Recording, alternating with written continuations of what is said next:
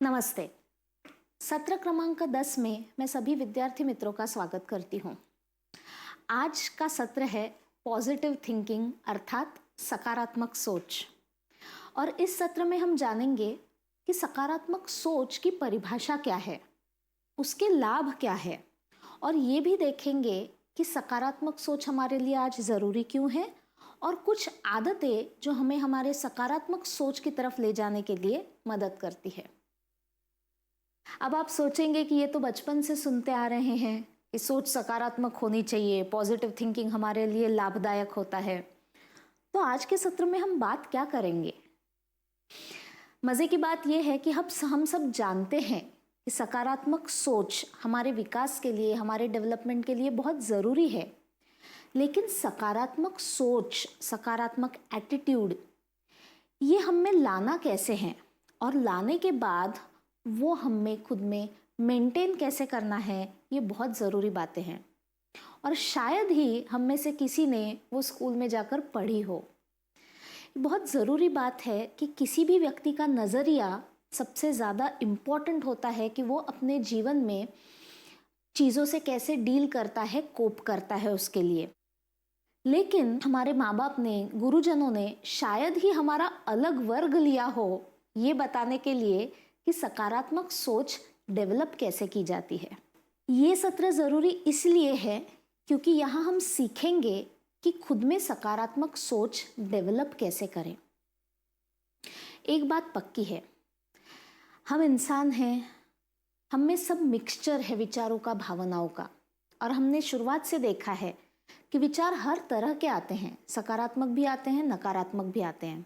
भावनाएं भी सारे शेड्स में आती हैं, कुछ बहुत हेल्पफुल होती है और कुछ सिचुएशंस में हार्मफुल भी होती हैं।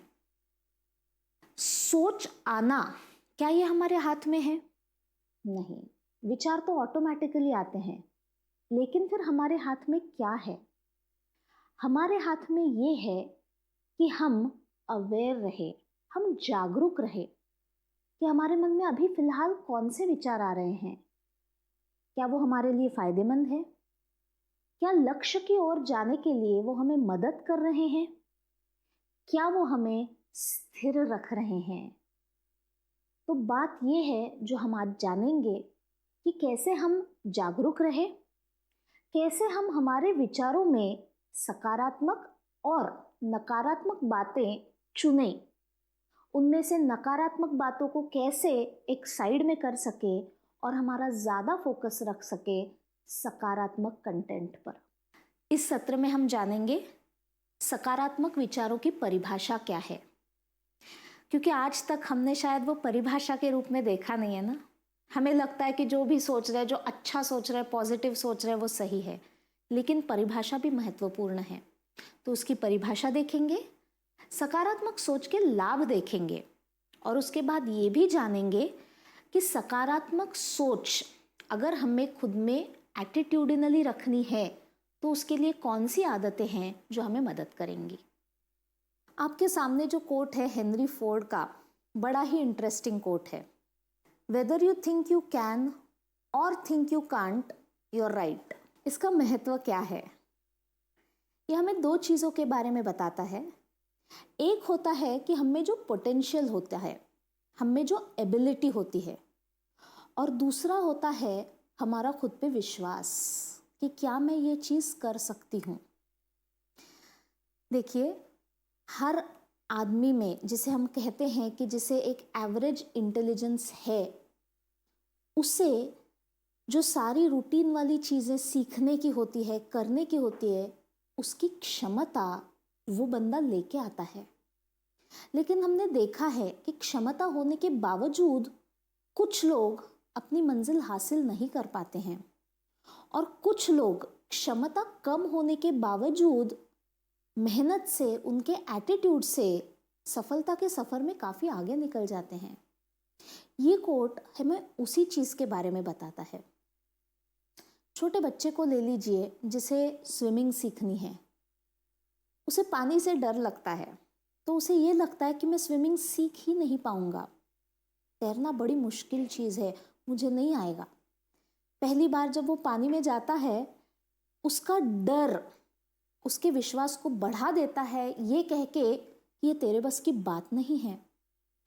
और नकारात्मक सोच और डर की भावना उसे तैराकी सीखने से और अलग और दूर ले जाती है। अब मुझे बताइए, यहाँ पे जो बात चल रही है वो क्षमता की चल रही है, या ये बच्चा जो खुद को बता रहा है उसकी वजह से वो नाकामयाब हो रहा है? आप कहेंगे कि क्षमता की तो कोई बात नहीं है, हर इंसान में तैरने की क्षमता तो है। गैप किस चीज की है? गैप एक स्किल की है। तैराकी सीखना is just like learning any other skill. लेकिन जब नकारात्मक सोच इसमें आ जाती है, हमारा विश्वास हमें हो जाता है कि हम ये नहीं कर पाएंगे। और जैसे हेनरी फोर्ड ने कहा है, अगर हम सोच ले कि हम ये नहीं कर सकते हैं तो हम वो नहीं कर पाएंगे, क्योंकि हम उसमें एफर्ट्स नहीं डालेंगे। तो जब बच्चा कहता है कि मैं स्विमिंग नहीं कर पाऊंगा, सही कह रहा है, क्योंकि एफर्ट्स नहीं जाएंगे तो वो स्विमिंग नहीं कर पाएगा। और वही बच्चा जब कहेगा कि आज मुझे स्विमिंग नहीं आ रही है, मुझे पानी से डर लग रहा है, लेकिन मैं सीखूंगा, अपने डर पे काबू लाऊंगा और एक दिन अच्छा स्विम करके दिखाऊंगा, तो यही बच्चा आगे के कुछ दिनों में स्विमिंग सीख लेता है। आप सब लोगों से मैं अपना एक पर्सनल एक्सपीरियंस शेयर करना चाहूँगी। कुछ साल पहले की बात है, जब मैंने कार चलाना सीखा। पहली बार जब मैं स्टीयरिंग व्हील पे बैठी तब बौखला गई थी। कितनी चीज़ें देखने को होती है ना, accelerator, clutch, gear, brake, rear view mirror, hand brake, सब देखो, सबकी तरफ ध्यान रखो और गाड़ी चलाओ। कुछ ज़्यादा ही लगा ये सब, और पापा को बोल दिया, नहीं ये बहुत कॉम्प्लिकेटेड है, मुझसे नहीं होगा। आज जब पीछे मुड़ के देखती हूँ तो लगता है मैंने कितना बचपना किया था। वो तो अच्छा हुआ कि पापा ने डांट लगा दी और कहा कि सीख नहीं सकती हूँ ये सच नहीं है, अभी सीखने में डिफ़िकल्टी आ रही है, ये बात ठीक है, और चाहे डिफ़िकल्टी आ जाए सीखना पड़ेगा। उस वक्त मुझे पापा की बात समझ में नहीं आई थी, लेकिन आज जब पीछे मुड़ के देखती हूँ तो समझ आता है, उसका महत्व समझ में आता है। जब मैं कह रही थी कि मुझे कार चलानी आएगी ही नहीं, वो आना शायद नामुमकिन लग रहा था, लेकिन जब मैंने प्रयास डाले, कुछ रुकावटें आई, लेकिन उसके बावजूद मैंने प्रयास किए, कार चलाना सीख गई। और सिर्फ सीख नहीं गई, उसके बाद रोज उठकर कार चलाई। आज मेरे जीवन में उसका कितना फ़ायदा है, कितना कन्वीनियंस है, कितनी ईज़ है। तो जैसे हम देख रहे हैं, जब मैंने सोचा था कि ये मेरे बस की बात नहीं है, मैं वहीं पे रुक गई थी। लेकिन पापा ने जब डांट के कह दिया, मोटिवेशन एक्सटर्नल था, लेकिन मैंने अपनी सोच बदली। मैंने ये कहा कि हाँ ये डिफ़िकल्ट है, लेकिन जैसे मैंने अंग्रेज़ी बोलना सीखा है, जैसे मैंने बाकी स्किल्स सीखी है, वैसे ही कार चलाना भी एक स्किल है और मैं वो सीखूंगी। बस सोच बदली और वहाँ से मेरा डायरेक्शन बदल गया। सकारात्मक सोच, जिसमें हम बात कर रहे हैं विचारों की, एक और चीज़ इसमें आती है, वो है सकारात्मक एटीट्यूड, सकारात्मक माइंडसेट, पॉजिटिव एटीट्यूड या पॉजिटिव माइंडसेट। इसका अर्थ क्या है? जैसे हमने अभी कहा कि विचार ये हमेशा हमारे दिमाग में शुरू रहते हैं।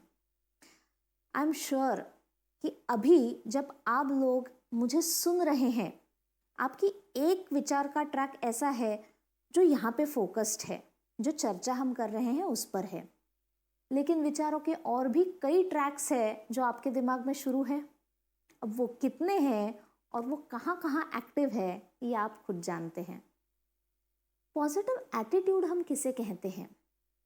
विचार तो बहुत है, कंटिन्यूअस है, मल्टी ट्रैक है।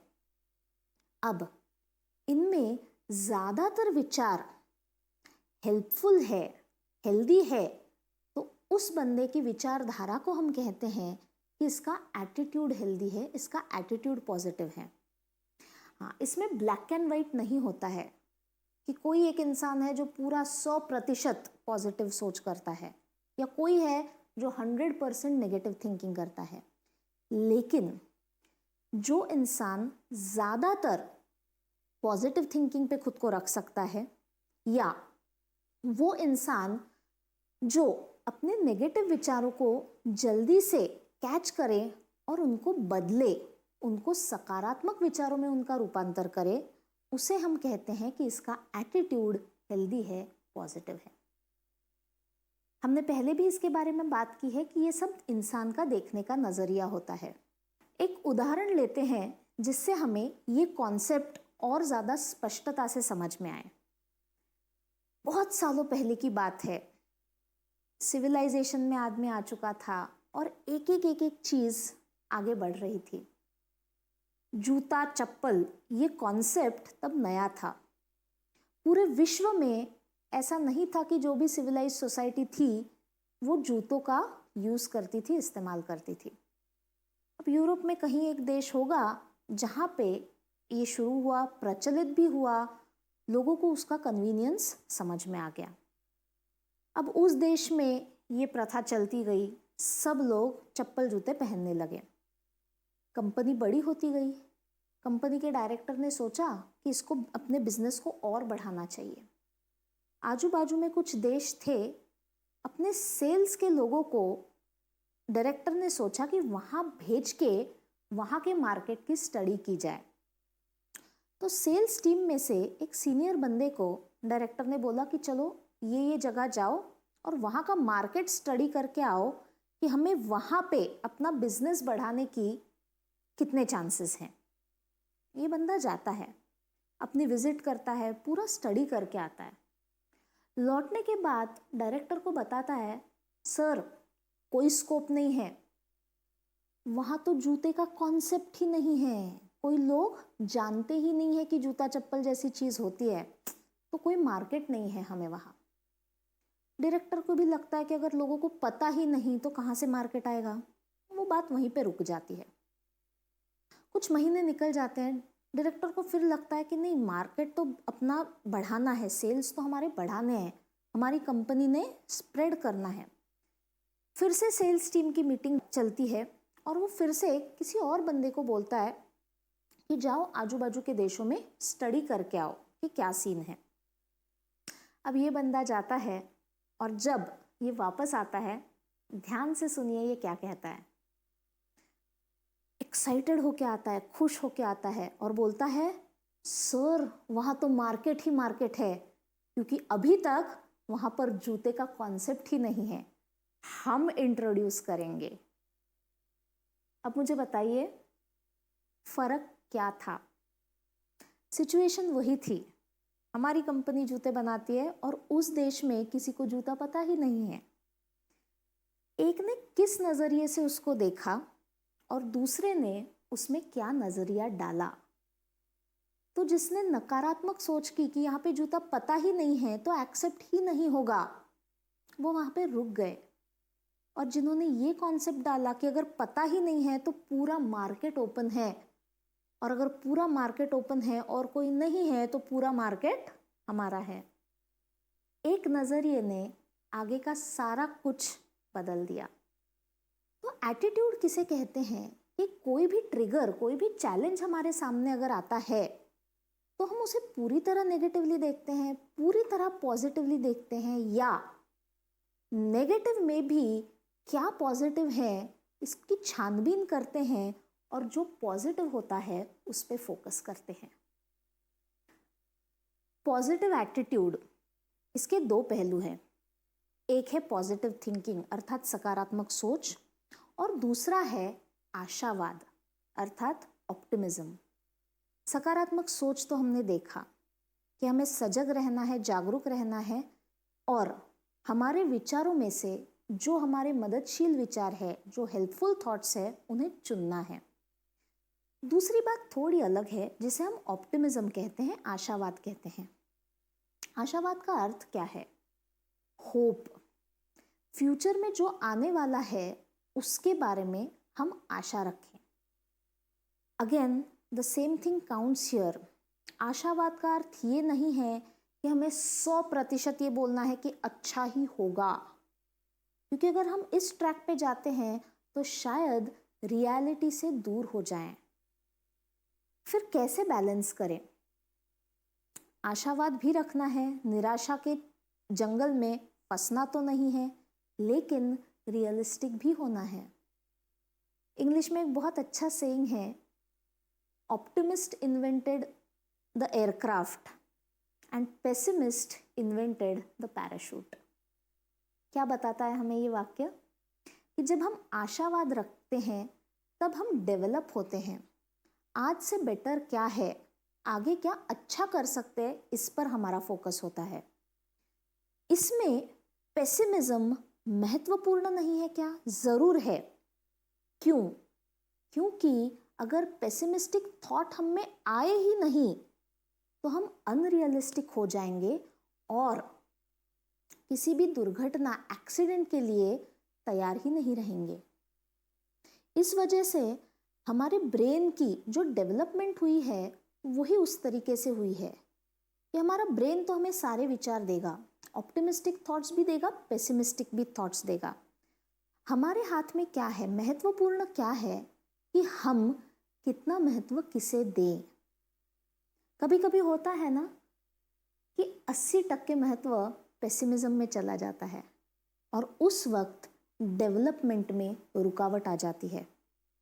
सो ये सोचने की बात है कि आशावाद जरूरी है। पेसिमिज्म का एक ट्रैक हमारे दिमाग में आ जाए तो गलत नहीं है, रादर वो भी जरूरी है हमें रियलिटी पे रहने के लिए।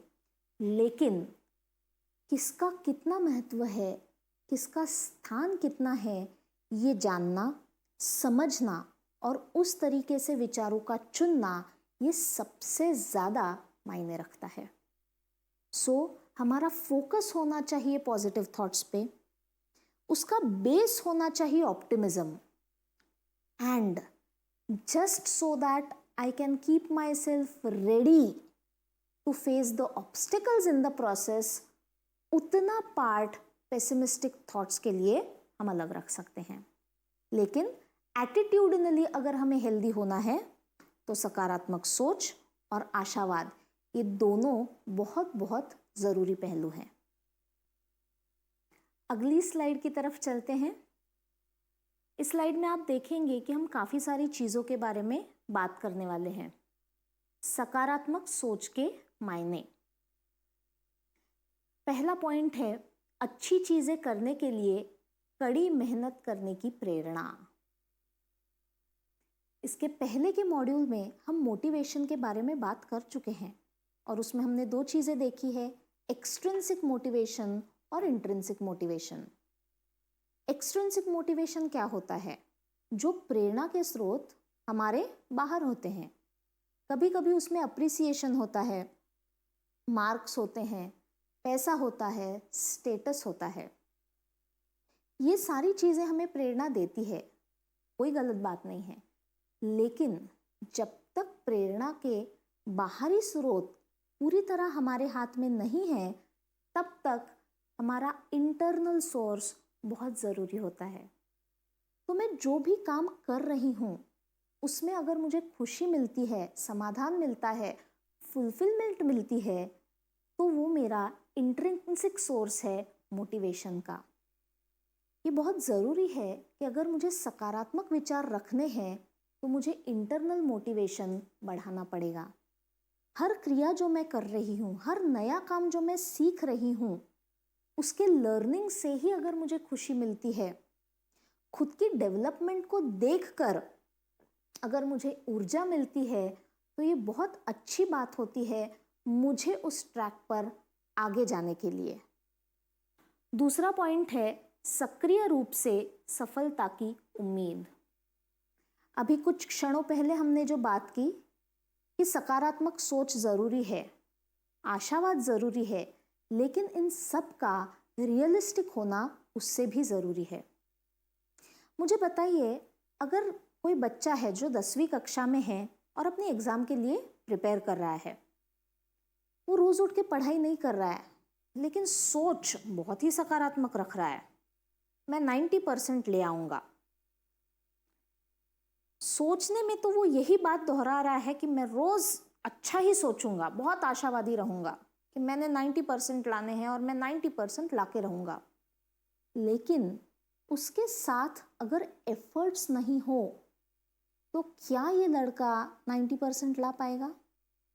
So it's very very important कि सकारात्मक सोच का जो डेफिनेशन है उसमें एक है कि we look towards development, we look towards positivity, progress. खुद में, औरों में, दुनिया में जो अच्छी चीज़ें हैं हम उन पे फोकस करें। लेकिन साथ में ये भी ज़रूरी है कि हम रियलिटी पे रहें। साथ में ये भी ज़रूरी है कि हमारा फोकस हमारे एफर्ट्स पे हो, हम अंदर से मोटिवेटेड हो और कंसिस्टेंटली हम एफर्ट्स डालें एक डायरेक्शन में, जिससे हमें हमारी पॉजिटिव सोच को रियलिटी में कन्वर्ट करना मुमकिन हो जाए। तीसरा पॉइंट है चुनौती को अवसर के रूप में देखना। अभी हमने जो कहानी देखी उस कंपनी की जो शूज़ मैन्युफैक्चर करती थी, हमने देखा कि पहला सेल्स रिप्रेजेंटेटिव उस चुनौती में अपॉर्चुनिटी नहीं देख पाया और दूसरे ने उसी चैलेंज में अपॉर्चुनिटी देखी। ये पॉइंट हमें बताता है कि हम फोकस किस चीज़ पे करते हैं। फोकस की बात कर रहे हैं तो चलो एक छोटी सी एक्टिविटी करते हैं। आपको यहां क्या नजर आ रहा है? आप में से ज्यादातर लोग कहेंगे कि एक काला डॉट नजर आ रहा है, राइट? ये आपको आपके फोकस ने बताया, क्योंकि आपका फोकस कहाँ गया तो सफेद पेपर के ये काले डॉट पे गया। मजे की बात देखिए, कितना पेपर है जो खाली है, पर हमने क्या देखा? हमने देखा पेपर पे बना एक काला डॉट। कि कभी चैलेंजेस को भी हम इसी तरह देखते हैं। चैलेंजेस काफी बड़े होते हैं, बाकी जगह जो होती है उसमें कई सारी अपॉर्चुनिटीज भी मिल सकती हैं, लेकिन हमारा फोकस कहाँ जाता है? एक काले डॉट पे। अगर मैंने सिर्फ काला डॉट देखा तो क्या मैं बाकी खाली पेज का इस्तेमाल कर पाऊंगी? अपॉर्चुनिटीज को देख पाऊंगी? कभी कभी नहीं देख पाते हैं, क्योंकि चुनौती ये काले डॉट की तरह होती है जो सबसे ज़्यादा प्रोट्रूडिंग नज़र आती है, सबसे ज़्यादा बड़ी नज़र आती है और हमारा फोकस खींच लेती है।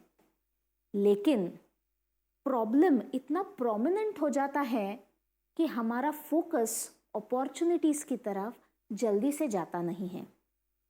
ये बहुत ज़रूरी है जानना कि जैसे हम प्रॉब्लम को फोकस करें, प्रॉब्लम से सॉल्यूशन की तरफ आगे बढ़े, उसी तरह उस प्रॉब्लम में, उस चैलेंज में क्या क्या अपॉर्चुनिटीज छुपी हुई है, इस पर भी हम ध्यान दें।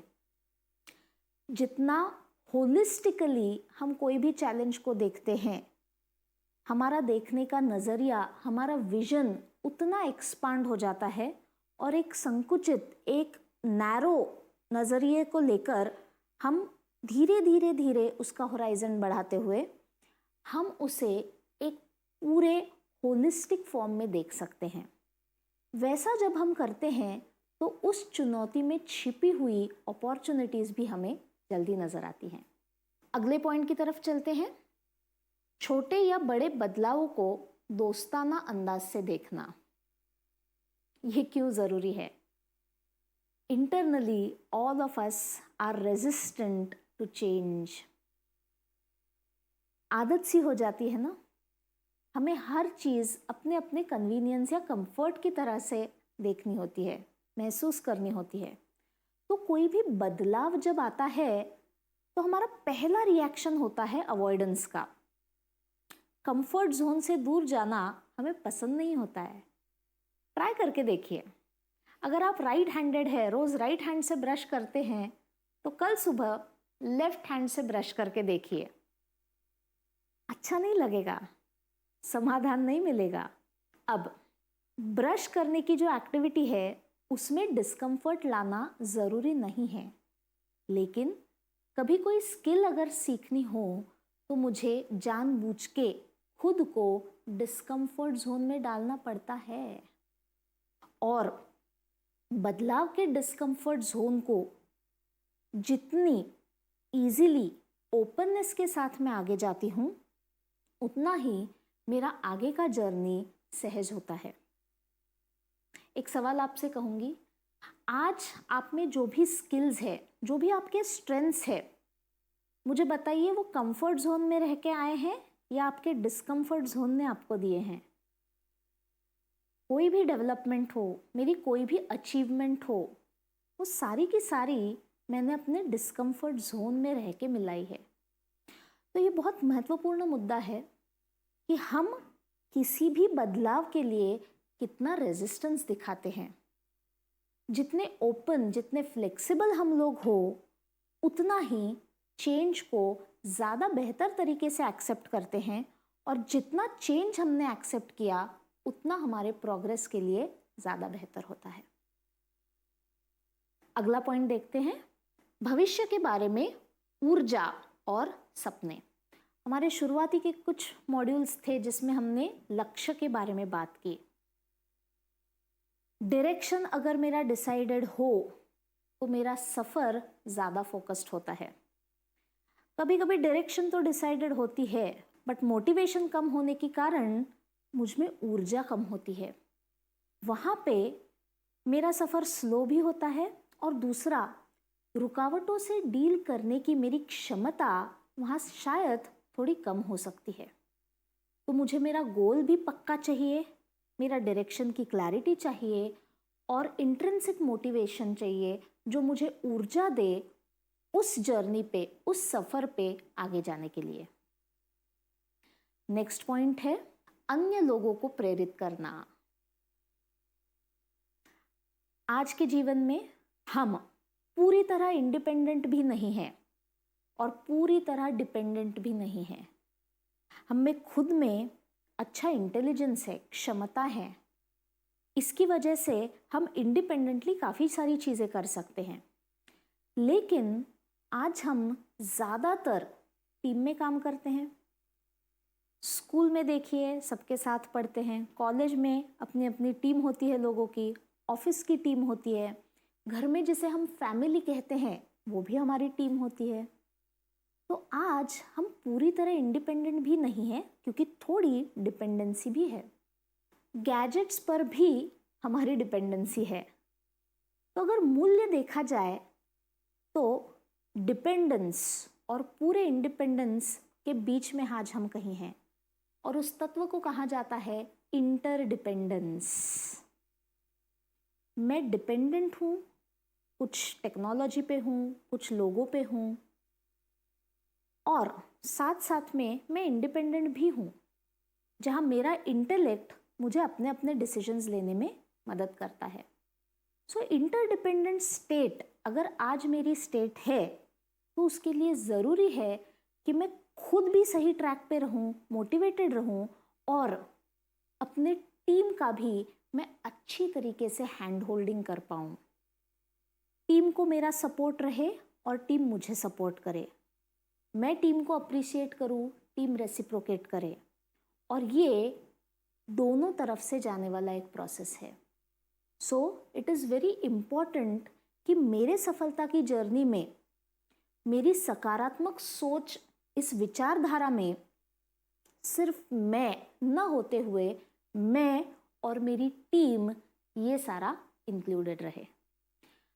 आखिरी पॉइंट है निर्णय लेने की प्रक्रिया बेहतर बनाना। मेरा डिसीजन मेकिंग, जैसे मेरी उम्र बढ़े, जैसे मेरा एक्सपीरियंस बढ़े, जैसा मेरा स्किल सेट बढ़े, वैसे बढ़नी चाहिए। इसका मतलब ये नहीं कि मैं लाइफ में कभी भी गलत डिसीजन लूँ ही नहीं, लेकिन रैशनल डिसीजन लेने के मेरे चांसेस, संभावनाएं, ये मेरे अनुभव के साथ बढ़नी चाहिए।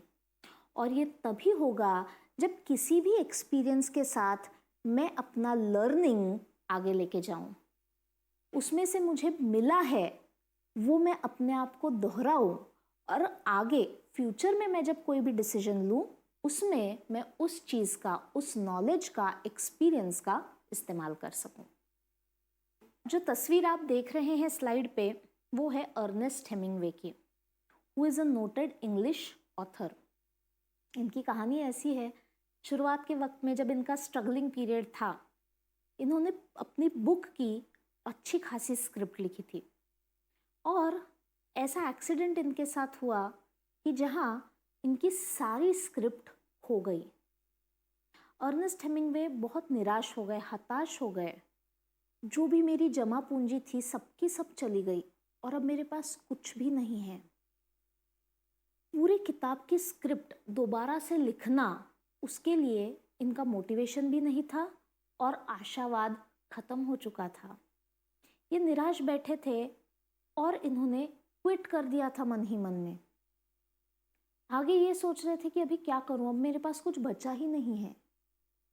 तब इनकी एक दोस्त ने इनको एक अलग नज़रिया दिखाया। उन्होंने इनसे कहा कि देखो स्क्रिप्ट तो चली गई, लेकिन जो आइडियाज़ थे वो तो तुम्हारे दिमाग में अभी भी है। इसका फ़ायदा देखो कि आइडिया है, लेकिन उस स्क्रिप्ट में जो खामियां थी वो तो तुम साथ लेके नहीं चल रहे हो। तो अब जो तुम्हारे पास बचा है वो सिर्फ और सिर्फ आइडियाज़ हैं। खामियां माइनस करके अगर आइडियाज़ को फिर से एक्सप्रेस करो तो क्या ये हो सकता है कि वो आइडियाज़ और बेहतर तरीके से बाहर आए। अर्नेस्ट हेमिंग्वे सोचने लगे कि इस तरीके से तो मैंने सोचा ही नहीं था। पहली आइडिया थी वो काफ़ी क्रूड थी, जैसे आए मैंने लिख दी, लेकिन अब वही आइडियाज़ अगर रिफाइंड रूप से मैं लिखूं तो क्या मेरी स्क्रिप्ट बेहतर बनेगी। उन्होंने सोचा कि चलो एक ट्राई करके देखते हैं। Rest as all of us know is history. उनकी किताबें कितनी चली, उनकी राइटिंग्स जो थी वो कितनी फेमस हुई। शुरुआत का ये पॉइंट बहुत बहुत इम्पॉर्टेंट है कि उस जर्नी में रुकावट आई थी। वो रुकावट सिर्फ स्क्रिप्ट खोने की वजह से आई थी या अर्नेस्ट हेमिंग्वे ने जो सोच उसमें डाली सब गया उस वजह से आई थी। देखिए, उनकी सोच बदली और सकारात्मक सोच की वजह से वो आगे अपना करियर दोबारा से बहुत ही इंटरेस्टिंग वे में लिख पाए। सकारात्मक सोच, इसको हमें सिर्फ मेरे एक विचार तक सीमित नहीं रखना है। हमने देखा कि मेरी एक एक सोच जमा होकर मेरा एटीट्यूड बनता है, मेरा नज़रिया बनता है। ये एटीट्यूड मेरे हर बिहेवियर में रिफ्लेक्ट करता है।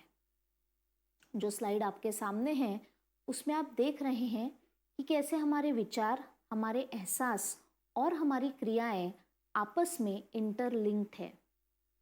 शुरुआती मॉड्यूल में हमने देखा है कि जिस डायरेक्शन में हमारे विचार जाते हैं उसी तरह की भावनाएं हम अनुभव करते हैं, और जिस तरीके की भावनाएं आती है वो विचार और भावनाएं हमारे वर्तन में रिफ्लेक्ट करती है।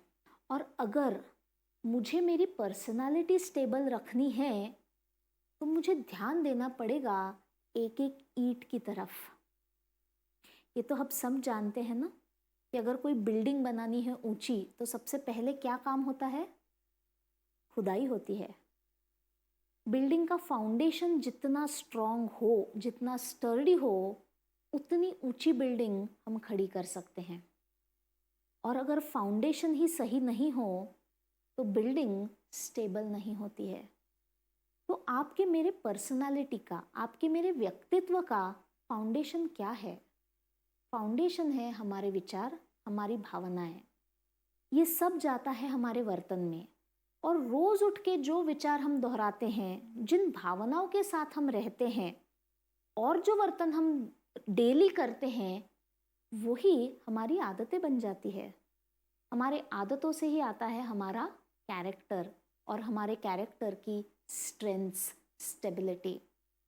सो ये जो हम सब बात कर रहे हैं वो एक विचार तक सीमित नहीं रखनी है, एक एक विचार अगर मैंने बदलकर सकारात्मक किया, हेल्दी, रियलिस्टिक किया, तो उसका रिफ्लेक्शन मेरे रोज के दिन पे, मेरे साल पे और मेरे पूरे सफलता के सफर में झलकने वाला है।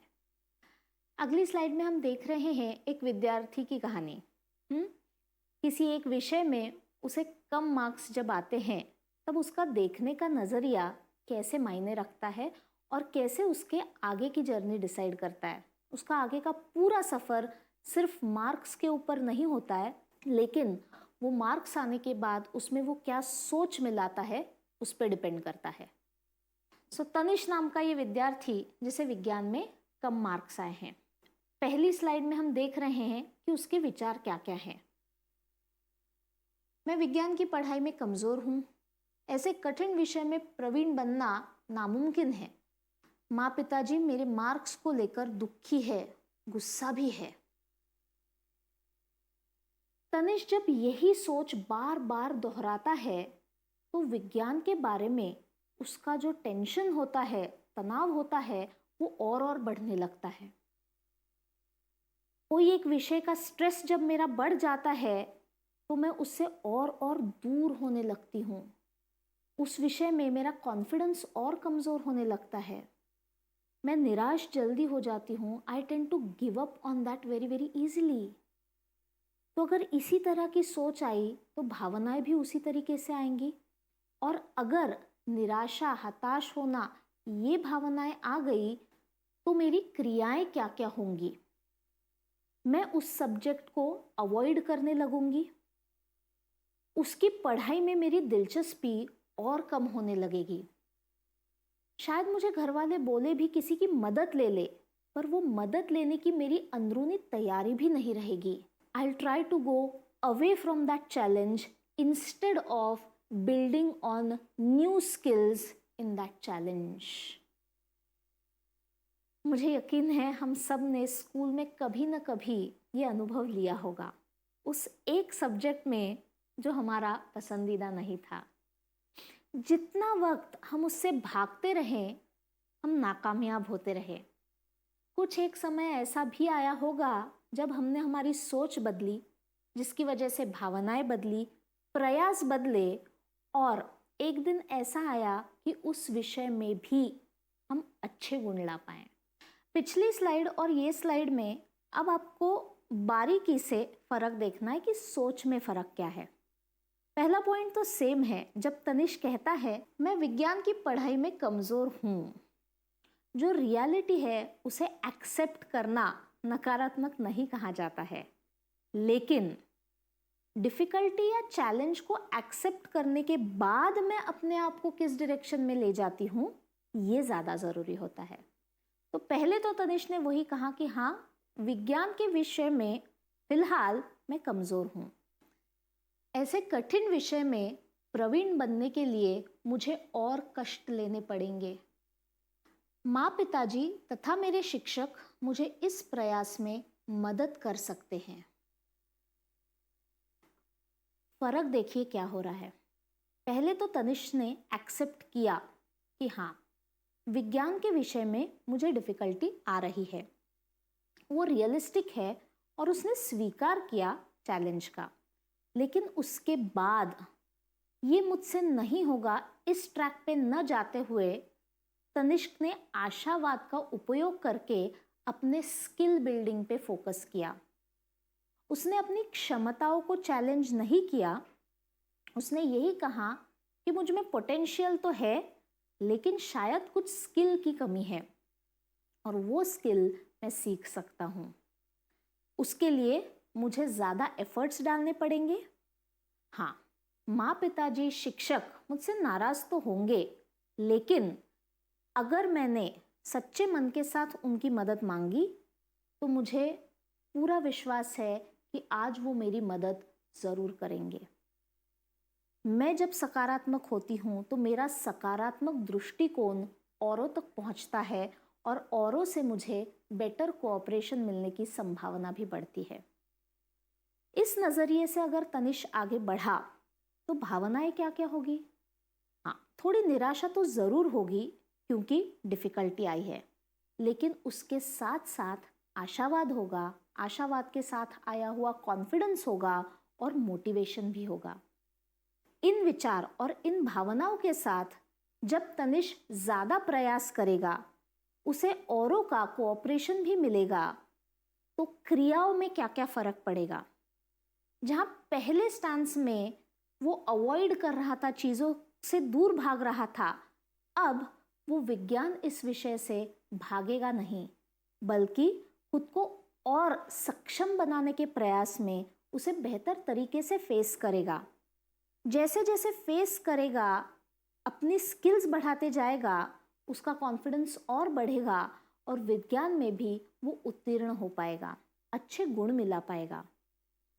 एक बार विज्ञान में अच्छे गुण मिला लिए, विज्ञान के आगे की परीक्षाओं में उसका नजरिया शायद पहले एग्जाम से अलग हो जाए।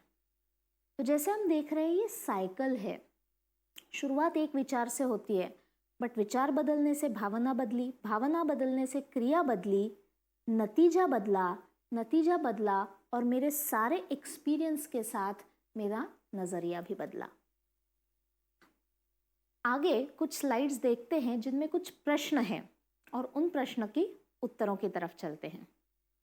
निम्नलिखित वाक्यों में से किस विधान से आप सहमत हैं? सकारात्मक सोच अपनाने से हमेशा सफलता मिलती है।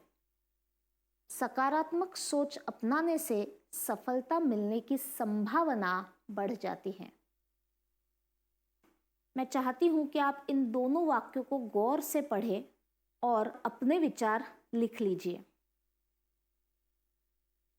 लिखने के बाद अगर आपकी आपस में चर्चा हो गई हो, तो आप सभी के ध्यान में आया होगा कि सकारात्मक सोच it does not guarantee us good results, but point number 1, positive results आने की संभावनाएं बढ़ जाती हैं।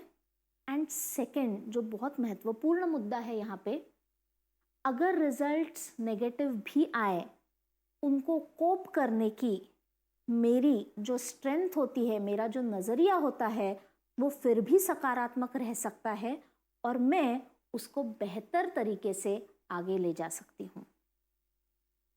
अगली स्लाइड की ओर चलते हैं। निम्नलिखित वाक्यों में से किस विधान से आप सहमत हैं?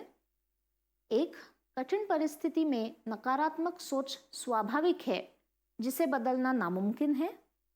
2, किसी भी स्थिति में, चाहे सुखकर हो या कठिन, सकारात्मक सोच ज्यादा मददगार होती है। आपने जो उत्तर लिखे उस पे से जो चर्चा हुई, शायद आप में से मैक्सिमम लोगों ने यही लिखा होगा कि हाँ, कौन सी सोच आती है वो मेरे हाथ में नहीं है, बट कठिन परिस्थिति में अगर नकारात्मक सोच आ भी गई, उसे बदलना मेरे हाथ में है और उसे बदलकर सकारात्मक सोच में रूपांतर करके उसको आगे ले जाना, ये आज का मेरा ध्येय है। तीसरा प्रश्न लेते हैं। इन वाक्यों में से किस विधान से आप सहमत हैं? 1, सकारात्मक कृति करना काफी है, मन में विचार सकारात्मक हो या नकारात्मक। 2, विचार और भावनाएं सकारात्मक होना महत्वपूर्ण है, जिससे सकारात्मक कृति की प्रेरणा मिलती है। इसमें जो पहला विधान है, उससे कभी कभी हमें टेम्पररी रिजल्ट्स मिल जाते हैं कि सोच कुछ भी हो, कृति हम कर लेते हैं और हमें रिजल्ट मिल जाता है। लेकिन आज जो हम शुरुआत से देख रहे हैं कि अगर पॉजिटिव एटीट्यूड रहा तो हमारा सक्सेस लॉन्ग टर्म रहता है। ये बात बहुत ज़रूरी है और इसके लिए सिर्फ कृति के माध्यम में बेहतरीन रहना सफिशिएंट नहीं है। मेरे विचार हेल्दी होने चाहिए, मेरी भावनाएं हेल्दी होनी चाहिए और सकारात्मक विचार भावनाओं के साथ आने वाले जो रिजल्ट्स होते हैं वो मेरे एटीट्यूड का भाग है, वो मेरी आदत सी बन जाते हैं और उससे सफलता के ट्रैक पर लॉन्ग टर्म स्टेबल रहने में मुझे मदद होती है। आगे चल के देखते हैं क्या है नकारात्मक सोच। जो हमने सकारात्मक सोच की परिभाषा देखी, उसके विपरीत जो है उसे हम नकारात्मक सोच कहते हैं। खुद के बारे में, औरों के बारे में और दुनिया के बारे में जब हम नकारात्मक चीज़ों पर फोकस करते हैं तो वो नकारात्मक सोच का एक पहलू है। और जैसे हमने देखा सकारात्मक सोच में आशावाद होता है, वैसे ही यहाँ निराशावाद होता है। तो पहले हमारे दिमाग में क्या आएगा कि क्या चीज़ ठीक नहीं है और कैसे आगे कुछ न कुछ गड़बड़ होने वाली है या प्रॉब्लम होने वाला है। जब हमारा फोकस पॉजिटिव की जगह किसी भी चीज़ के नेगेटिव एस्पेक्ट पे ज़्यादा जाता है, हम उसे नकारात्मक सोच कहते हैं। थॉमस हार्डी जो एक फेमस ऑथर रह चुके हैं, उन्होंने कहा है, pessimism is the only view of life in which you can never get disappointed. बड़ा ही दिलचस्प कोट है, हमारी वही बात दोहराता है, what we focus on grows. अगर मुझे किसी चीज़ में प्रॉब्लम दिखे और अगर मैं उस प्रॉब्लम पे फोकस करूं तो वही बढ़ेगा। अगर मैं उस चैलेंज में अपॉर्चुनिटीज़ ढूंढूं तो मेरी ग्रोथ होगी। अगली स्लाइड की ओर चलते हैं। नाकामयाबी से बचाव, फेलियर अवॉइडेंस। क्या मतलब है इसका? कभी भी कोई भी अपॉर्चुनिटी को हम जब फेस करें या कोई भी चैलेंज का जब हम सामना करें, वहाँ एक रिस्क तो होती है फेलियर की। वो चीज़ जैसे हमने सोची थी वैसा नतीजा न आते हुए नतीजा उससे थोड़ा कम हो, उसे हम फेलियर कह सकते हैं या उसे हम एक लर्निंग अपॉर्चुनिटी करके भी देख सकते हैं। लेकिन जब नकारात्मक सोच होती है तब हम उसे अपॉर्चुनिटी की तरह नहीं देख पाते हैं। हम सब ने ये कभी ना कभी अनुभव लिया होगा। हम कोई भी चैलेंज फेस करने के लिए तैयार नहीं होते हैं जब हमें फेलियर से डर लगता है। आप में से कुछ लोग होंगे जिन्होंने कभी ना कभी स्टेज फियर अनुभव किया होगा। क्यों? मन में क्या विचार आया था उस वक्त? कॉमनली यही विचार होते हैं कि अगर मेरा परफॉर्मेंस अच्छा नहीं हुआ तो, लोग जो मुझे देख रहे हैं अगर उन्होंने मुझे अप्रिशिएट नहीं किया तो, मुझ पर कोई हंसा तो या मेरा मजाक उड़ाया तो, और मुझे ये फेलियर नहीं चाहिए। ये जब सोच आती है तब हम उस फेलियर को अवॉइड करने लगते हैं। और कोई भी फेलियर को जब अवॉइड करना ये हमारा अंदरूनी सोचने का पैटर्न बन जाता है, तब हम कोई भी जोखिम उठाने के लिए तैयार नहीं होते हैं। इसका नतीजा क्या होता है कि काफ़ी बार हम अपॉर्चुनिटीज़ मिस कर देते हैं। कभी ऐसा हुआ होगा कि कॉलेज में कोई अच्छी अपॉर्चुनिटी मिले होगी टू एक्सप्रेस योरसेल्फ, चाहे कोई डिबेट हो, चाहे कोई डांस परफॉर्मेंस हो, चाहे एलोक्यूशन हो। अंदर से मुझे एक बात तो पता थी कि अगर मैंने ये ट्राई किया तो मुझ में ना मेरे पास पॉइंट्स बहुत है जो मैं अच्छे बोल पाऊंगी। लेकिन अगर मेरा प्रेजेंटेशन अच्छा नहीं हुआ तो, ये एक विचार आया और मैंने खुद को पीछे ही पीछे रोक लिया। अब जब मैंने अपने आप को रोका, जो कुछ एक चांस था कि मैं खुद को स्टेज पे ले जाती, अच्छा परफॉर्म करती और मेरा कॉन्फिडेंस बढ़ाती, मेरा नज़रिया बदलती, वो सारी की सारी अपॉर्चुनिटी वहाँ ख़त्म हो गई। फेलियर अवॉइडेंस को नकारात्मक सोच और पक्का बना देती है। तो यहाँ किस प्रकार की सकारात्मक सोच हमें मदद करेगी? हाँ, मैंने फेल होना ही नहीं है, मैं फेल हो ही नहीं सकती, क्या इसे हम सकारात्मक सोच कहेंगे? अर्थात नहीं, क्योंकि ये अनरियलिस्टिक हो जाएगा। सकारात्मक सोच हमें ये बताएगी कि जो चैलेंज मेरे सामने है, मैं अपने 100% प्रयास उसमें डालूंगी। I will give it my best try. इसके बावजूद अगर रिजल्ट मुझे जो चाहिए वैसा नहीं आया, I will take it as a learning opportunity. मैं उसमें ये सीखूंगी कि कौन सी चीज़ों में मुझे अपने स्किल्स और थोड़े पॉलिश करने की ज़रूरत है। मैं खुद का एक एनालिसिस कर पाऊंगी कि कौन सी चीज़ें हैं जो मैंने अच्छी की, मेरी स्ट्रेंथ्स क्या है, और कौन सी चीज़ें हैं जो मुझे और बढ़ाने की, सीखने की, स्किल बढ़ाने की ज़रूरत है। इस तरीके से अगर मैंने हर फेलियर को देखा तो जान लीजिए फेलियर मुझे कभी नीचे नहीं खींचेगा। कॉमन सी कहावत है ना, failure is the stepping stone towards success, लेकिन कैसे, उसी का हम विश्लेषण कर रहे हैं। तो फेलियर को देखने का नजरिया मेरा हेल्दी होना बहुत बहुत जरूरी है।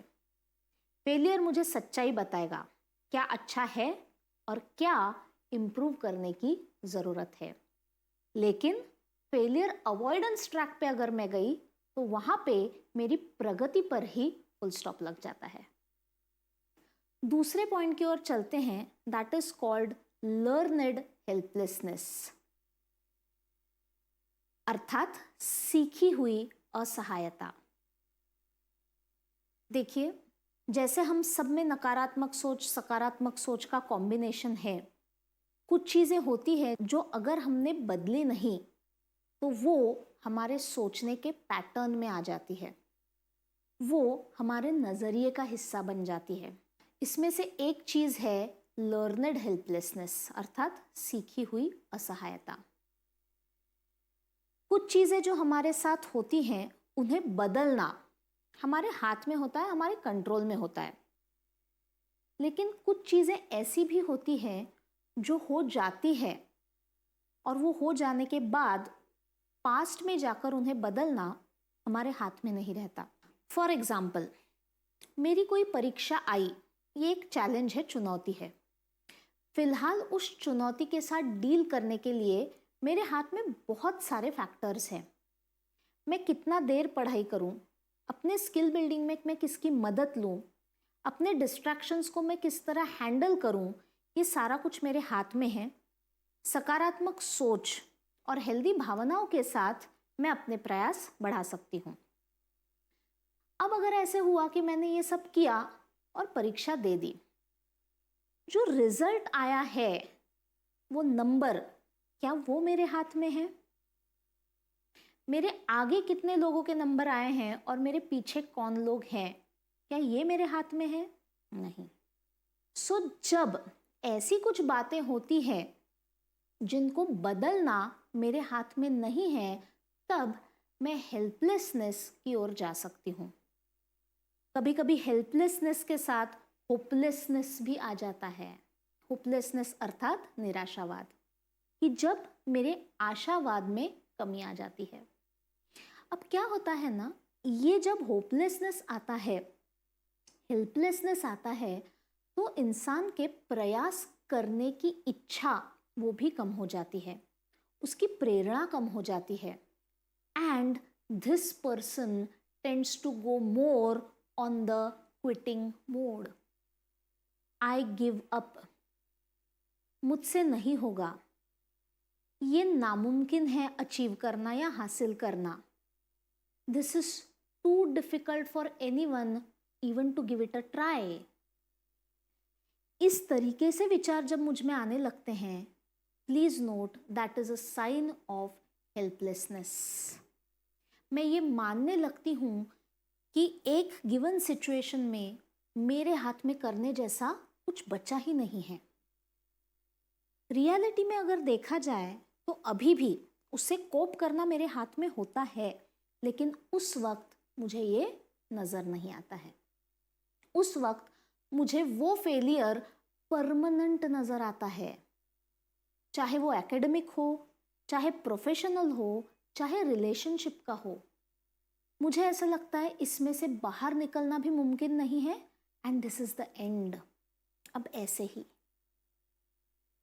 बचपन से लेके कितने बार ऐसे हुआ होगा कि हमें जो चीज़ें बहुत बड़ी लगी, ऐसा लगा मैं इसमें से कभी निकल नहीं पाऊंगी। आज जब पीछे मुड़ के देखते हैं, कभी कभी हंस देते हैं उस पर। चीज़ छोटी सी थी, मैंने उस वक्त उसको कितना बड़ा किया था। ये भी एक दृष्टिकोण है जो हमें अपनाना चाहिए कि हमारे साथ हुई जो फेलियर्स है, नाकामयाबी है, जो चैलेंजेस है, जो बहुत डिफिकल्ट रहे हैं, उनको हमें एक अलग लेवल से देखना चाहिए। जब हम प्रॉब्लम से जा रहे होते हैं हमें वो बहुत बड़ा नज़र आता है, क्रॉस करने के बाद, ओवरकम करने के बाद पीछे मुड़ के हमें वही चुनौती छोटी नज़र आती है। अब ये भी नज़रिए की बात है। हम में से कुछ लोग सब होने के बाद कठिन पद्धति से सीखते हैं, लेकिन चॉइस है कि जब भी मैं प्रॉब्लम से जा रही हूँ उस वक्त भी नकारात्मक सोच को डील करके उसको सकारात्मक सोच में बदलूं और लर्नड हेल्पलेसनेस से दूर रहूं। अगली जो स्लाइड है वो एक हमें बहुत महत्वपूर्ण संदेश देती है। देखते हैं। आपके साथ क्या हुआ है यह बात कोई मायने नहीं रखती, मायने तो यह रखती है कि आपने उसे कैसे लिया है और उससे क्या सीखा है। क्या अर्थ है इस वाक्य का? काफ़ी बार हमारे साथ जो घटनाएं होती है हमें लगता है कि वो घटना की वजह से मैं तनाव में हूँ, मैं स्ट्रेस्ड हूँ, मैं दुखी हूँ, मैं निराश हूँ या मुझे गुस्सा आता है। लेकिन एक छोटा सा एक्सपेरिमेंट अगर हम खुद के साथ करें तो पता चलता है मेरे साथ क्या होता है इससे कई ज़्यादा ज़रूरी होता है कि मैं उसके साथ डील कैसे करती हूँ, मैं उसे फेस कैसे करती हूँ। कोई विद्यार्थी ले लीजिए जो 12वीं की परीक्षा में है, उसने पढ़ाई भी की थी लेकिन एक कोई सब्जेक्ट है जिसमें वो नहीं ठीक से कर पाया और अनुत्तीर्ण हो गया। अब अनुत्तीर्ण होने के बाद वो बहुत मायूस हो गया, हताश हो गया, निराश हो गया और उसने ये सोच लिया कि ऐसी जिंदगी जीने में कोई मतलब नहीं है। उसके मन में सुसाइड तक के थॉट्स आने लगे। उसको लगा पहली इतनी बड़ी परीक्षा में मैं अनुत्तीर्ण हो गया, आगे की जिंदगी कैसे रहेगी? सब लोग मुझे फेलियर करके देखेंगे, माँ बाप को क्या मुंह दिखाऊंगा, मेरे सारे दोस्त आगे निकल जाएंगे। ऐसी जिंदगी जीने से अच्छा मैं यहाँ अपनी लाइफ खत्म कर देता हूँ। देखिए, रिजल्ट आया है, ये बात हुई है। रिजल्ट आने के बाद उस लड़के ने ये सारी नकारात्मक सोच उसमें ऐड कर दी। अंत रिजल्ट ये हो सकता है कि उसको ये सुसाइड के थॉट्स बहुत प्रोमिनेंटली आने लगे और वो कुछ गलत स्टेप भी ले ले। अखबारों में हम अक्सर पढ़ते हैं ना, 10वीं या 12वीं की परीक्षा में असफल होने के कारण किसी विद्यार्थी ने आत्महत्या कर ली। मुझे बताइए, क्या ये वाक्य सही है? क्या उस विद्यार्थी ने आत्महत्या असफल होने की वजह से की थी? अभी जैसे हमने विश्लेषण करके देखा, हम कहेंगे कि नहीं। फेल तो 10 विद्यार्थी हुए हैं, क्या 10 के 10 जाके सुसाइड करते हैं? बात यह है कि असफल होना एक घटना है जो हो चुकी है, लेकिन उस घटना में मैंने कौन से विचार मिलाए वो तय करेंगे कि मेरी क्रिया क्या होगी। 4 लड़कों का एग्जाम्पल ले लेते हैं जो अनुत्तीर्ण हुए हैं एक विषय में उनके 12वीं के बोर्ड एग्जाम्स में। पहला कहता है कि ये हो ही नहीं सकता, मैंने तो पेपर ठीक लिखे हैं, हमारी सिस्टम खराब है, ये नहीं है, वो नहीं है। वो फाइट करेगा, वो बोलेगा मैं रिवैल्यूएशन के लिए डालूंगा, I don't accept this result. उसका आगे का जर्नी अलग होगा। एक बोलेगा पूरी लाइफ खत्म हो गई, इतना बुरा मेरे ही साथ क्यों हुआ, पास हो जाता बस बच जाता, अब कैसी जिंदगी रहेगी, पूरी लाइफ फेलियर का धब्बा लग गया, ऐसी जिंदगी जीने से अच्छा मैं यही खुद को खत्म कर देता हूं, मुझे ये सब फेस नहीं करना है। वो कुछ गलत स्टेप प्लान करने लगता है। तीसरा विद्यार्थी उसमें ये सोच मिलाता है, रियलिस्टिक, हाँ अभी बहुत सकारात्मक नहीं है लेकिन रियलिस्टिक सोच है कि हाँ मैं 12वीं की परीक्षा में एक विषय में अनुत्तीर्ण हुआ हूँ, कहीं ना कहीं मुझे भी ये डर था। मेरे माँ बाप, दोस्त, शिक्षक सब मुझे बता रहे थे कि मेरी तैयारी कम पड़ रही है, लेकिन शायद मैंने ही चीज़ें बहुत लाइटली ले ली। जो हुआ वो अच्छा तो नहीं हुआ है, लेकिन अब भी वक्त है मैं इसमें से सुधर जाऊं। क्या गड़बड़ करता हूं वो थोड़ी ध्यान से देखूं और खुद में कुछ बदलाव कर दूं। मैंने अगर ये किए ना तो मुझे पूरा भरोसा है कि इतनी क्षमता, इतनी काबिलियत मुझ में है कि आगे की लाइफ में मैं फिर से ये फेस मुझे करने की ज़रूरत न पड़े। ये सोच मिलाने के बाद रियलिटी में जब वो रियलाइज़ करता है और बदलता है, वहाँ से वो अपने आप को सकारात्मकता की ओर ले जा सकता है। उसके एफर्ट्स बदलते हैं और उसका नतीजा भी उसे दिख जाता है। अब चौथा लड़का ये भी कह सकता है कि हाँ ठीक है ना, एक विषय तो गया है, कौन सी बड़ी बात है, कर लेंगे। क्या ये सकारात्मक सोच है? ये भी सकारात्मक सोच नहीं है, क्योंकि इसमें जिस चैलेंज को जितना महत्व देना चाहिए वो नहीं दिया गया, और जो लर्निंग हमारी होनी चाहिए कोई भी फेलियर से, वो भी यहाँ पे नहीं हुई। तो हमने देखे 4 नजरिए जो एक ही घटना में मिलते हैं, लेकिन चारों के अंत परिणाम अलग अलग होते हैं। तो ये वाक्य वही बताता है कि मेरे साथ हुई जो घटना है वो कुछ भी हो सकती है, लेकिन अगर मुझे आगे का परिणाम बदलना है तो बस ये एक ही बात ज़रूरी रह जाती है कि मैं उस घटना में कौन सी तरह की सोच मिलाती हूँ। अगली स्लाइड हमें यही बताती है, जो इसी बात को एक्सपेरिमेंट से उन्होंने प्रूव किया था कि सकारात्मक सोच और नकारात्मक सोच एंड रिजल्ट में कैसे कंट्रीब्यूट करती हैं। मार्टिन सेलिगमैन, जो जनक है पॉजिटिव साइकोलॉजी के, उन्होंने एक्सपेरिमेंट कंडक्ट की स्विमर्स के साथ। स्विमर्स को हमें पता है उनके प्रैक्टिस लैप्सेस में उनका परफॉर्मेंस टाइम किया जाता है और एक एक मिली सेकेंड भी वहां काउंट करता है। तो उनके परफॉर्मेंस के बाद उनका जो टाइमिंग उन्हें बताया गया वो 3-4 सेकंड से ज़्यादा बताया गया। अब इसमें नज़रिए का फ़र्क कैसे पड़ा? जिनका नज़रिया नकारात्मक था उन स्विमर्स का अगला परफॉर्मेंस और ख़राब हुआ। मतलब ये 2-3 सेकंड ऐड करके जो टाइमिंग होता था उससे भी वो नीचे गए। क्यों गए होंगे? क्योंकि ये वक्त उन्हें पता चलने के बाद उनकी सोच क्या मिली होगी यहाँ पे, मुझसे नहीं होगा, ऑलरेडी इतना ज़्यादा टाइम गैप है, कहाँ से कवर होगा, मुझसे नहीं होगा। लेकिन उनमें से कुछ स्विमर्स जो सकारात्मक सोच रखने वाले थे उनके नतीजे अलग थे।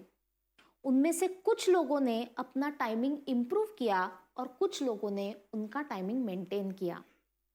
सो गलत रिजल्ट बताने के बावजूद भी हमें ये फर्क दिखा कि कुछ लोगों का परफॉर्मेंस बढ़ा और कुछ लोगों का घटा।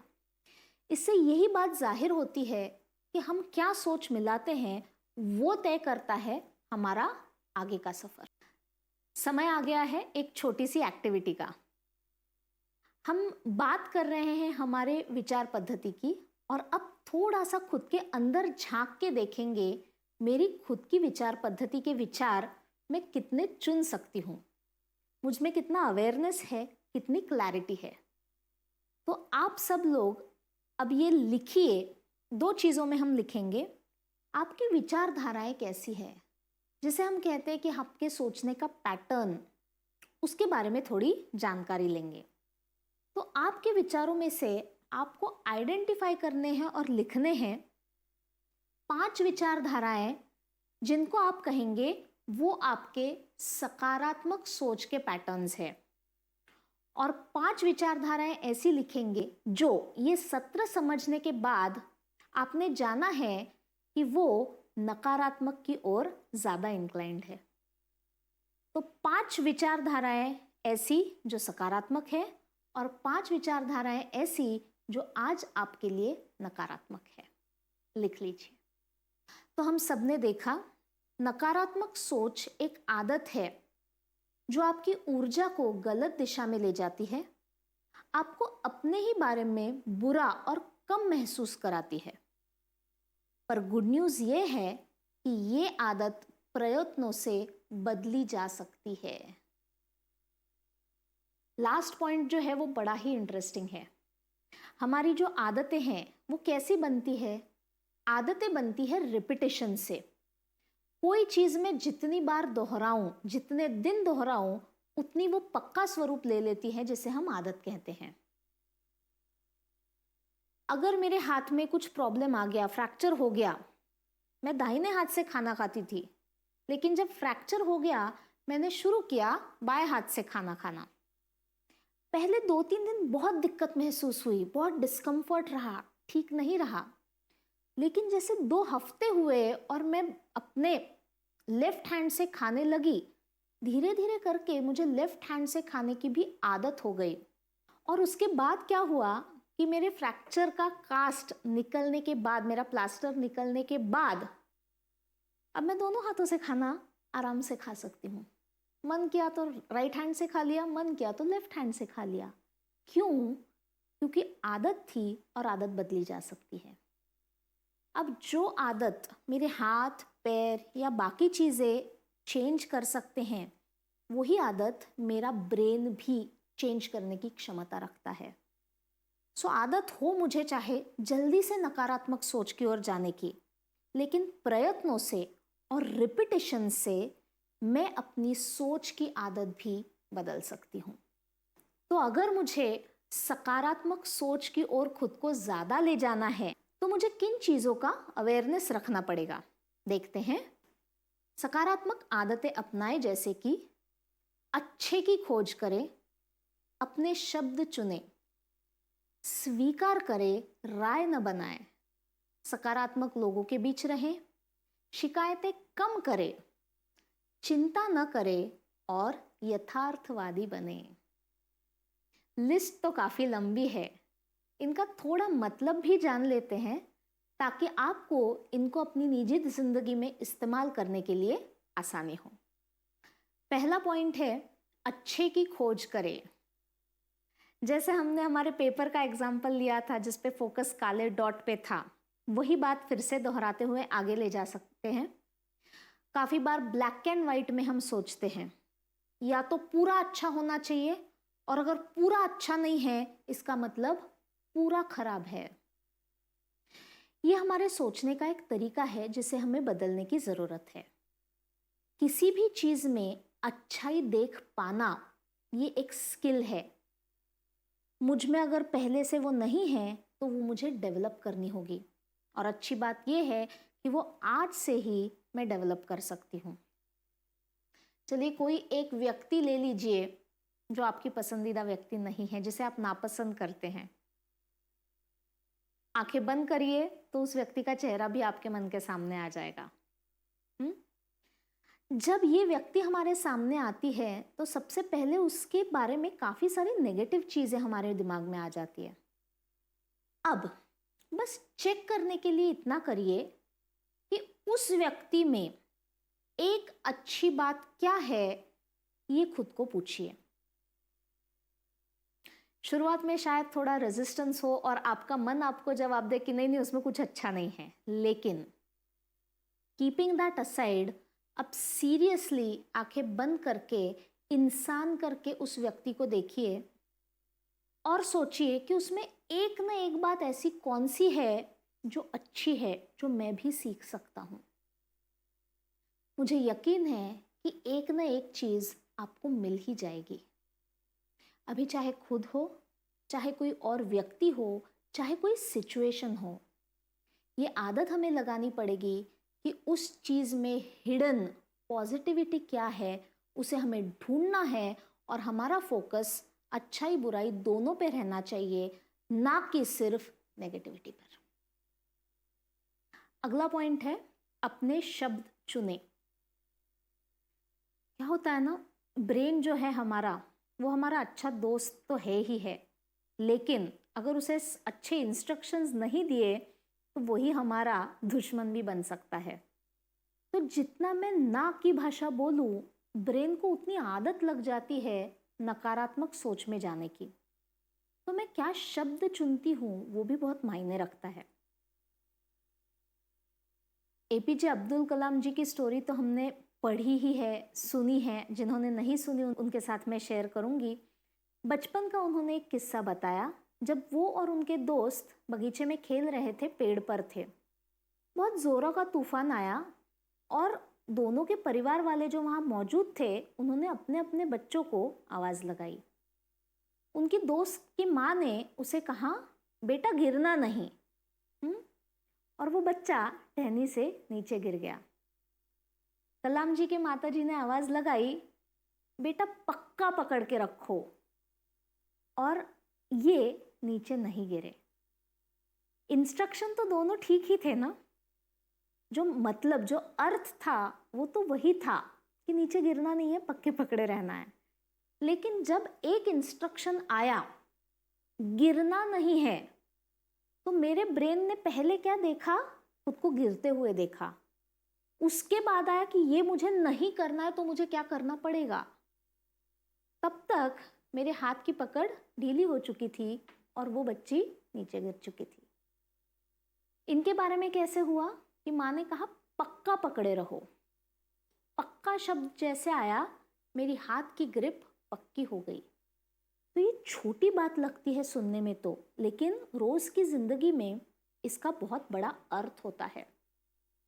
तो हम खुद को क्या इंस्ट्रक्शंस देते हैं? झूठ मत बोलो से अच्छा क्या होगा?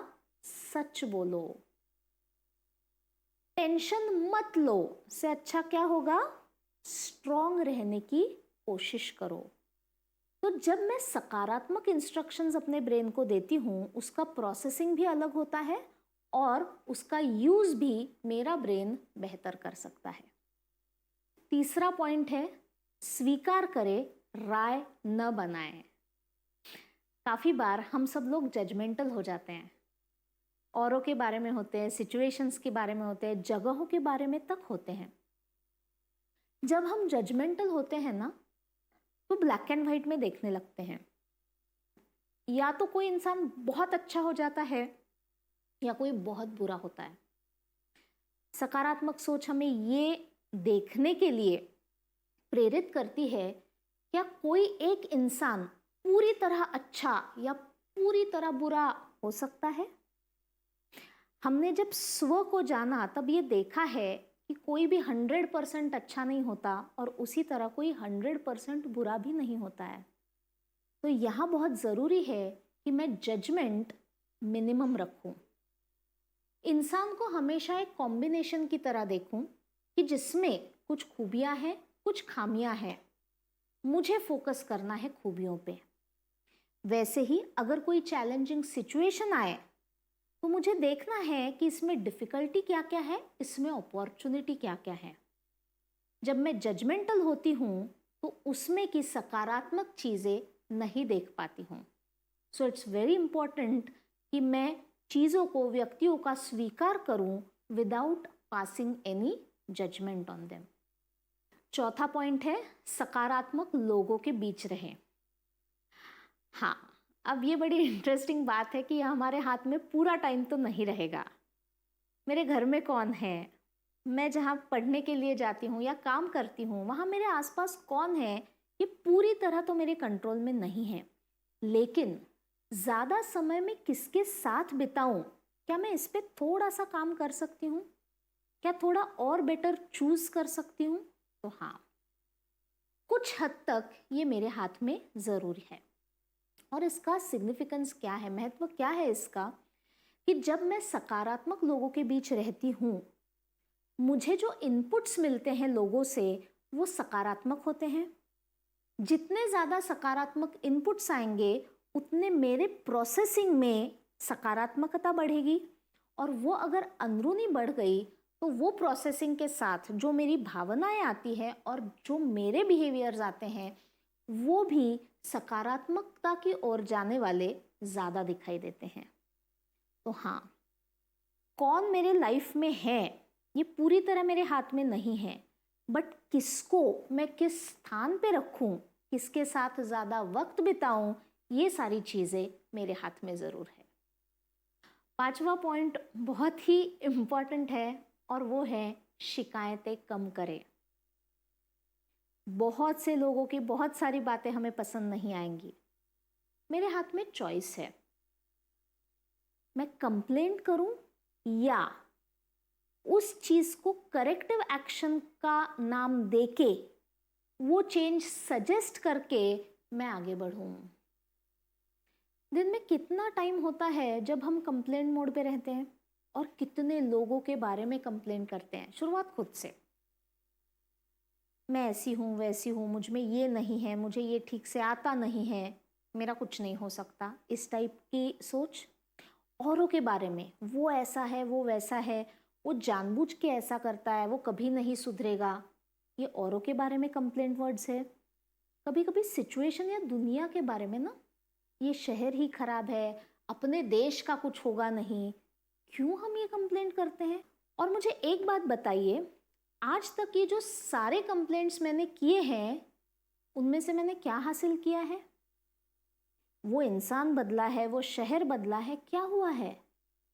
तो कंप्लेंट से बस हमें उस वक्त थोड़ा ठीक लगता है क्योंकि हम खुद को औरों से ऊपर देखते हैं। रियलिटी में फर्क कुछ नहीं आता है। एक एक्सरसाइज करके देखिए एक्सपेरिमेंट के तौर पे। एक दिन, कल का दिन ही ले लीजिए, खुद को इंस्ट्रक्शन दीजिए कि मैं एक भी कंप्लेंट नहीं करूंगी। बहुत इंटरेस्टिंग रिजल्ट्स पाएंगे आप। जितना मैं कंप्लेंट कम करूंगी उतना मेरा फोकस होगा चेंज पे और एक्सेप्टेंस पे। जो मेरे कंट्रोल की बाहर वाली चीज़ें हैं उनका मैं स्वीकार करूंगी, और जो मेरे कंट्रोल में है ही नहीं वो स्वीकार करने के बाद जो मेरे कंट्रोल की दिखती है, मेरे प्रयास होंगे कि इनको मैं कैसे बदलूं और अपने बेनिफिट के लिए उनका इस्तेमाल करूं। सो ये एक चीज़ है जो आप ट्राई करेंगे और आपको बेनिफिट दिख जाएगा। सो शिकायतें कम करें। हमारा लास्ट पॉइंट है चिंता कम करें। ये बहुत इंटरेस्टिंग है कि यहाँ स्लाइड पे हमने ये नहीं लिखा है कि चिंता छोड़ दीजिए। ऐसे क्यों? क्योंकि चिंता, ये भावना थोड़ी ज़रूरी भी है। कल अगर मेरा कोई परफॉर्मेंस है, लेट्स से मैं आर्टिस्ट हूँ और कल मेरा शो है, अगर मुझे ज़रा भी चिंता नहीं रही कल के मेरे परफॉर्मेंस के लिए, तो कहिए आज मैं अच्छे से प्रिपेयर कर पाऊंगी क्या? शायद मैं ओवर कॉन्फिडेंस में चली जाऊं। हाँ तो ठीक है ना, मेरा 17th परफॉर्मेंस है, ये भी हो सकता है। इसीलिए कुछ प्रमाण में चिंता ज़रूरी है जो मुझे कंसर्न दिखाए कि हाँ मेरे प्रयत्न कितने हैं, मेरी तैयारी कितनी है, कल का मेरा गोल क्या है, मुझे उस ट्रैक पे रखें। लेकिन ये चिंता जब ज़्यादा होने लगती है या ये चिंता जब अनरियलिस्टिक होने लगती है, जब मुझे सब कुछ नकारात्मक दिखाई देने लगता है, फॉर एग्जाम्पल कल ठीक नहीं होगा, मेरा परफॉर्मेंस खराब होने वाला है, कुछ गड़बड़ हो जाएगी, मुझसे गलती हो जाएगी, वो चिंता मेरे लिए हानिकारक होती है। तो चिंता को भी अगर देखा जाए तो दो चीज़ें हैं। एक होती है हेल्दी चिंता, हेल्पफुल चिंता, लेकिन वही जब हद से ज़्यादा बढ़ जाती है और उसमें पूरी तरह नकारात्मक सोच आ जाती है, तब वही ले लेती है रूप अनहेल्दी या अनहेल्पफुल चिंता का। तो चिंता कम करनी है, नकारात्मक सोच वाली चिंता घटानी है और सकारात्मक सोच के साथ, कंसर्न के साथ मुझे अपने कल की तरफ देखना है। यथार्थवादी बने। ये जो हमने शुरुआत में देखा, हम एंड भी उसी से कर रहे हैं। Let's be realistic. Positive thinking has to be realistic if it is going to help me. मैं बेस्ट हूँ, सामने वाला बेस्ट है, दुनिया भी बेस्ट है, नॉट नेसेसरी ये सकारात्मक सोच हो। लेकिन दुनिया में कुछ चीज़ें हैं जो ठीक नहीं चल रही, लेकिन काफ़ी चीज़ें ऐसी भी है जो बहुत अच्छी है, मैं उन पे फोकस करके अपना सफलता की ओर जाने का रास्ता और पक्का बनाऊंगी। ये सकारात्मक और यथार्थवादी सोच है। मुझे इस ट्रैक पे रहना है। इस तरह हम आ चुके हैं इस सत्र के अंत में।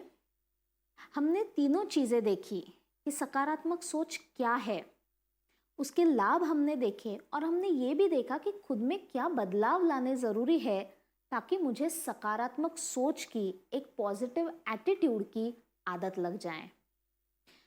ये सब एक दिन में तो नहीं आएगा, लेकिन आज के सत्र में जो कुछ पॉइंट्स आपको अच्छे लगे हैं, आपने नोट डाउन किए हैं, अगर हर रोज उसमें से 2 पॉइंट्स भी आप प्रैक्टिस करने लगे तो यकीन रखिए कुछ दिनों की, हफ्तों की बात है जब हम अपने सोचने की आदतें बदल पाएंगे और सकारात्मक सोच अपने जीवन का एक हिस्सा बना पाएंगे।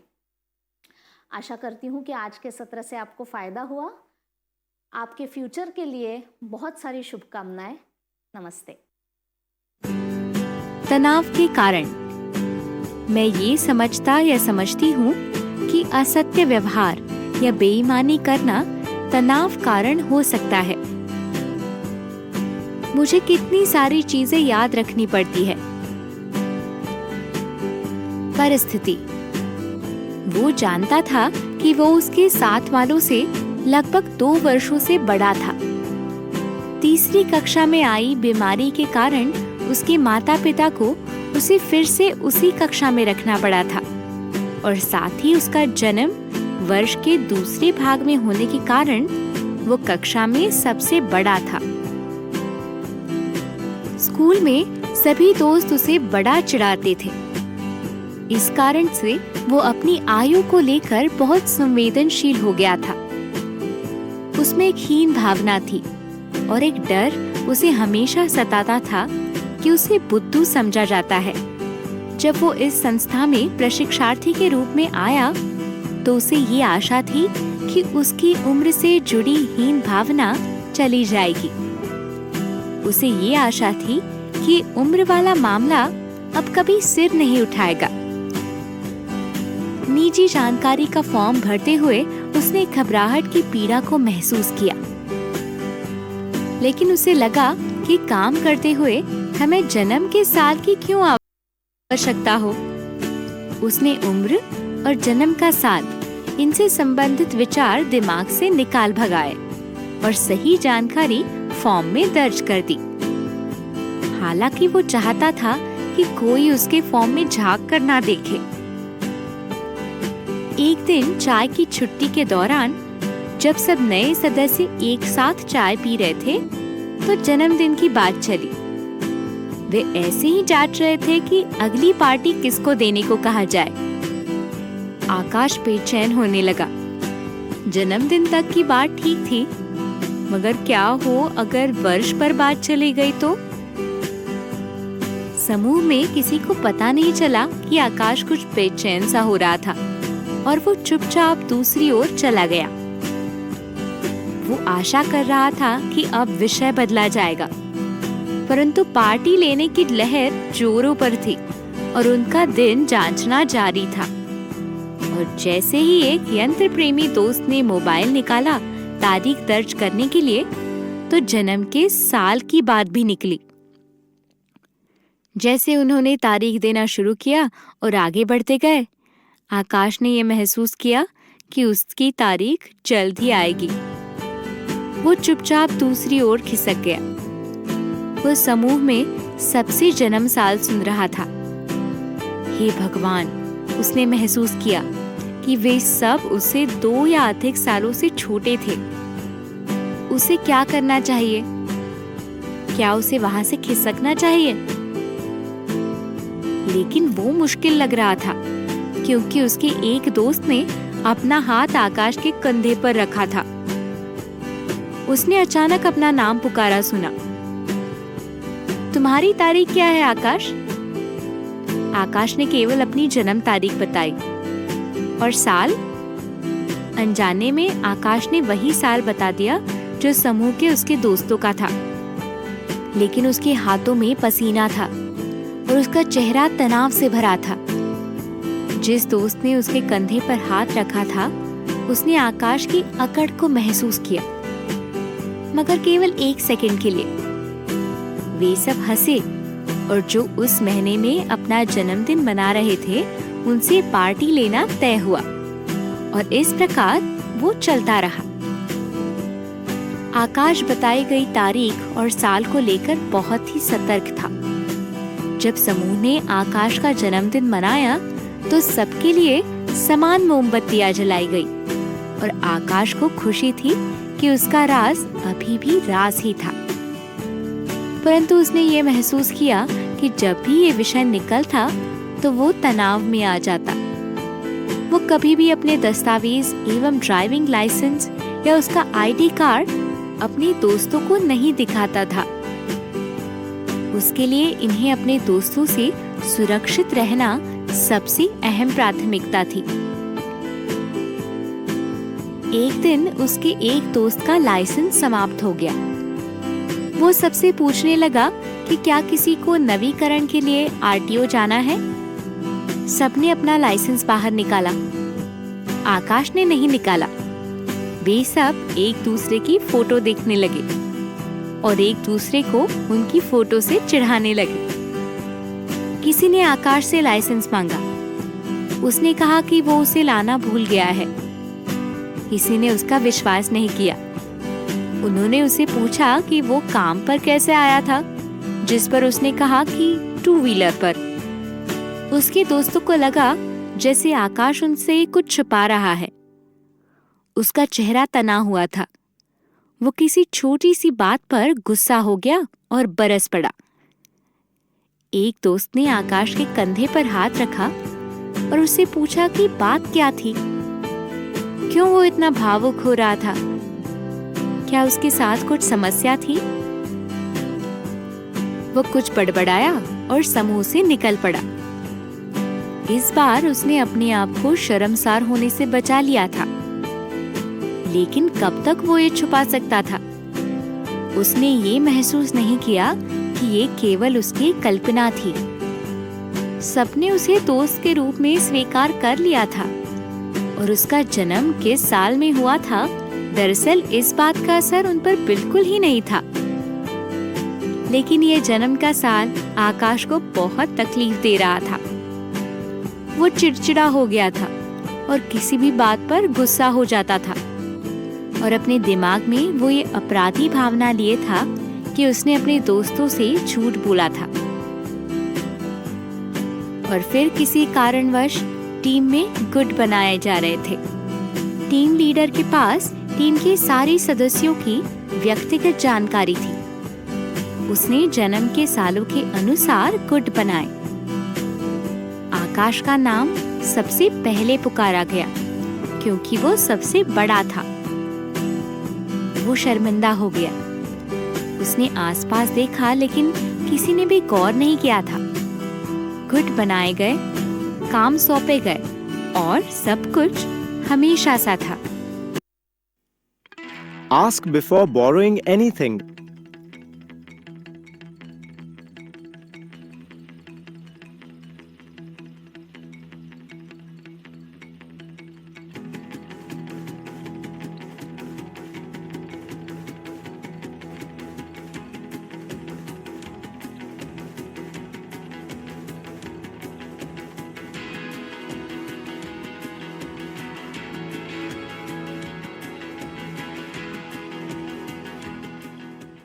Borrowing essentially needs a permission. Otherwise, it is appropriating what is not yours. You must ask the person if you may borrow, but don't make it habit. Always return what you borrow and thank the person.